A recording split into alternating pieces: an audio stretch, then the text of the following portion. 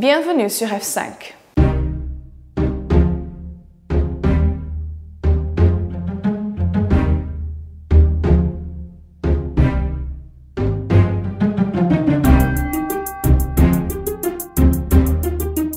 La crise des migrants, ça me regarde.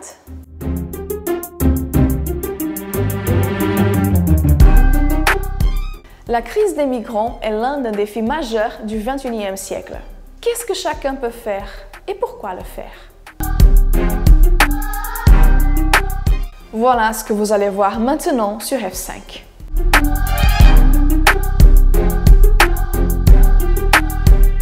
Lieu de passage sur le chemin vers la terre promise, la Syrie est un vrai carrefour de l'histoire biblique.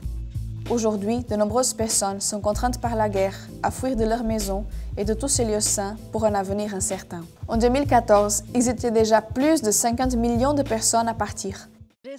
Je suis venue de Syrie, d'Alep, et ça fait 1 an. Je suis Razek Kahwati, syrien d'Alep. La ville qui est devenue la ville la plus dangereuse dans le monde, malheureusement. À Alep, c'était une ville très dangereuse. On vivait des choses terribles. Il y avait l'enlèvement, il manquait d'eau, il manquait d'électricité. On a été bombardés tout le temps. Et l'enlèvement, il y a eu des gens qui ont été égorgés, des gens qui étaient enlevés. Après 2 ans de résistance, on a vu que la situation, ça va pas finir prochainement, et on a décidé de sauver notre peau et quitter le pays. Et c'est pour ça qu'on est là maintenant. On voit un pays qui est quand même ravagé par la guerre, qui a été profondément meurtri. Quand on se promène à Maaloula ou à Homs ou à d'autres villages qui ont été complètement bombardés, pillés, on s'aperçoit des désastres. C'est-à-dire les drames matériels, il y a aussi des tragédies humaines. Hein, le départ de beaucoup, la fuite, tout le problème aujourd'hui de la survie d'une population.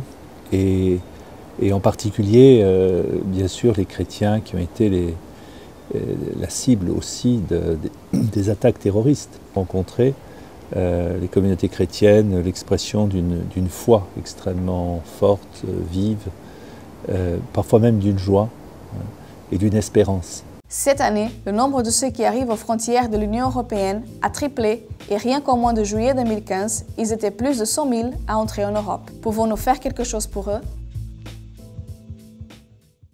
Donc la première chose, c'était le vicariat diocésain à la solidarité, qui regroupe le Secours catholique, les œuvres hospitalières de Malte, Saint-Vincent de Paul, le réseau jésuite des réfugiés et d'autres, a décidé de mettre ce qu'on appelle un poste de coordination pour enregistrer toutes les demandes des familles qui réclament de l'aide, et aussi pour enregistrer toutes les demandes de personnes qui veulent donner du bénévolat ou des logements. C'est un point de téléphone unique pour que les paroisses puissent appeler, obtenir des conseils.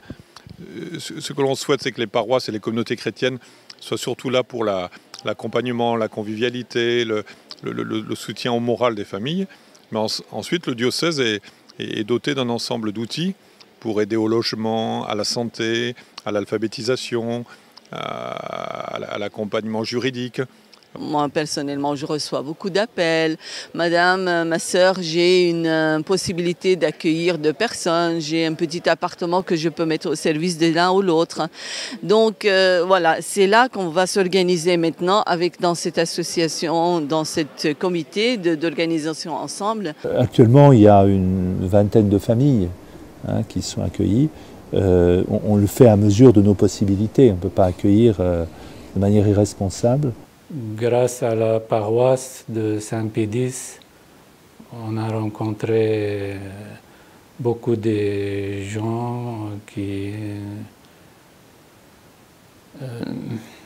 nous ont aidés beaucoup, surtout pour le logement. Que le plus important pour nous maintenant, c'est de s'intégrer dans la vie française et trouver des boulots. La doctrine sociale de l'Église demande d'avoir une approche globale de la personne. Et ça devient l'année de la miséricorde. Et c'est un vrai défi pour cette année de la miséricorde d'être capable d'accueillir les réfugiés et les migrants. Et donc, moi, il me semble que c'est un des enjeux importants. Il nous arrive toujours des choses qu'on n'a pas prévues. Et en cette année de la miséricorde, l'Église est confrontée à l'accueil des réfugiés et des migrants. Donc, une des portes saintes à franchir, ça va être la porte de l'hospitalité. La solution, bien sûr, c'est bien d'accueillir les réfugiés, mais ça, ce n'est pas une solution. La solution, c'est d'arrêter la guerre partout dans le monde et surtout en Syrie. Ainsi, à l'approche du jubilé de la miséricorde, j'adresse un appel aux paroisses, aux communautés religieuses, aux monastères et aux sanctuaires de toute l'Europe, afin qu'ils expriment le caractère concret de l'Évangile et accueillent une famille de réfugiés.